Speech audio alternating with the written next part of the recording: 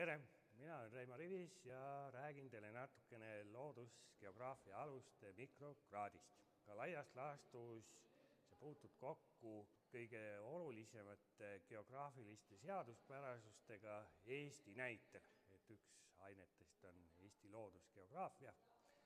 Põhimõtteliselt selline kursus ülikoolis on kokkuvõttev kursus, kus võetakse kõik erinevad sfäärid juppideks lahti Eesti kontekstis ja pannakse uuesti kokku. Teine õppeaine on meil klimatoloogia ja meteoroloogia alused, kus räägitakse sellest, mis meid ümbritsev õhkkond, kuidas ta toimib ja mida ta teeb ja kuidas inimene sellesse suhestub.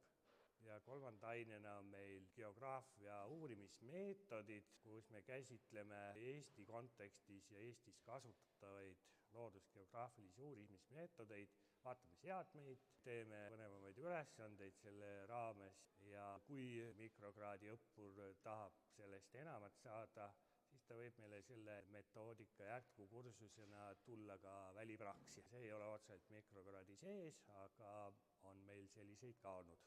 On levinud ekslik arvamus, et geograafiat teame me kõik ja seda võivad õpetada üldhariduskoolides ka kõik teised aineõpetajad, aga tegelikult geograafia sisu on natukene laiem. Geograafia oma olemuselt on selline teadus, mis tegeleb sellega, et miks mingi nähtus, objekt või protsess leiab aset just sellises ruumipunktis või piirkonnas, nagu ta parasjagu aset leiab.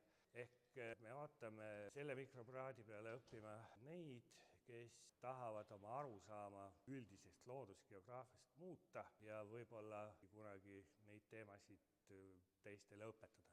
Üldinimlikus plaanis need ained annavad võib-olla parema arusaamise või parema keskkonna tajumise või keskkonna tunnetamise oskuse.